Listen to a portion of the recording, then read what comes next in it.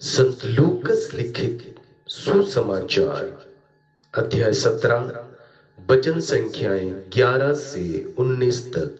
ईसा यरूशलेम की यात्रा करते हुए समारिया और गलीलिया के सीमा क्षेत्रों से होकर जा रहे थे। किसी गांव में प्रवेश करने पर उन्हें 10 कोढ़ी मिले, जो दूर खड़े हो गए और ऊंचे स्वर से बोले, ईसा गुरुवर, हम पर दया कीजिए। ईसा ने उन्हें देखकर कहा, जाओ और अपने को याजक को दिखलाओ। और ऐसा हुआ कि वे रास्ते में ही निरोग हो गए। तब उनमें से एक यह देखकर कि वह निरोग हो गया है, ऊंचे स्वर से ईश्वर की स्तुति करते हुए लौटा। वह ईसा को धन्यवाद देते हुए उनके चरणों पर मुंह के बल गिर पड़ा, और वह समारी था। ईसा ने कहा, क्या 10 निरोग नहीं हुए? तो बाकी 9 कहाँ हैं? क्या इस परदेसी को छोड़ और कोई नहीं मिला जो लौटकर ईश्वर की स्तुति करे? तब उन्होंने उससे कहा, उठो, जाओ, तुम्हारे विश्वास ने तुम्हारा उद्धार किया है। यह है प्रभु यीशु ख्रिस्त का पवित्र सुसमाचार। हे ख्रिस्त, तेरी स्तुति हो। ख्रिस्त में मेरे माता पिताओं, भाई और बहनों और प्यारे बच्चों, आज संत लूकस लिखित सुसमाचार का अध्याय 17 वचन संख्याएं 11 से 19 में यीशु 10 कोढ़ियों को चंगा करने का चमत्कार करते हैं, लेकिन उनमें से केवल एक ही वापस लौटता है और धन्यवाद करता है। यह अंश इस प्रकार है। यीशु जब यरूशलेम जा रहे थे तो समारिया और गलीली के बीच की सीमा से होकर गुजर रहे थे। जब वे गांव में प्रवेश कर रहे थे तो 10 कोढ़ी व्यक्ति उनसे मिले।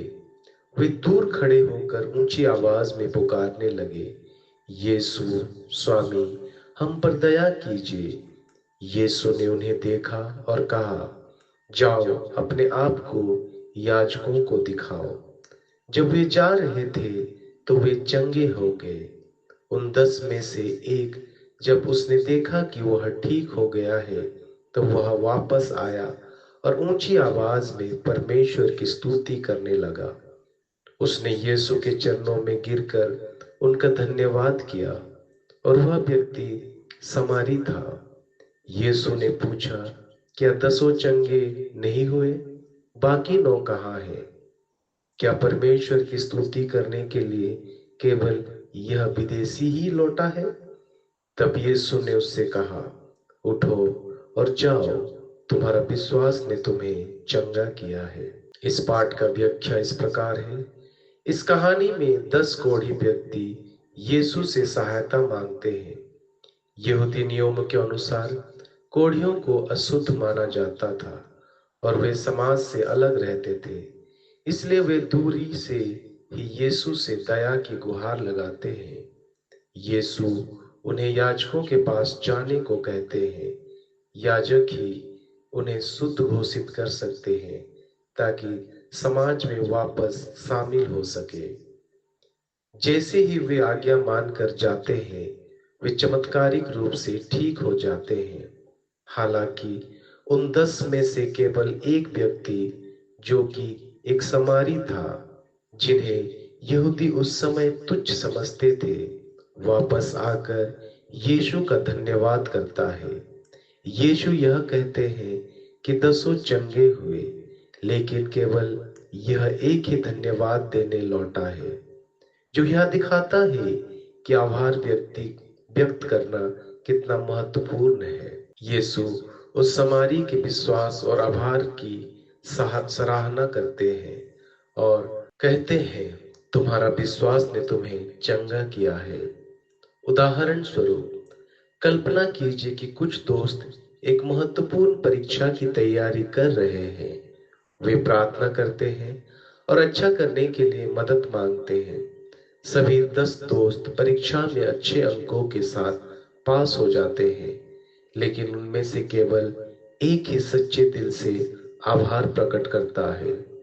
परमेश्वर अपने माता पिता और अपने शिक्षकों के प्रति यह मित्र समझता है कि उसे सहायता और आशीर्वाद मिले हैं, जबकि बाकी इसे हल्के में लेते हैं।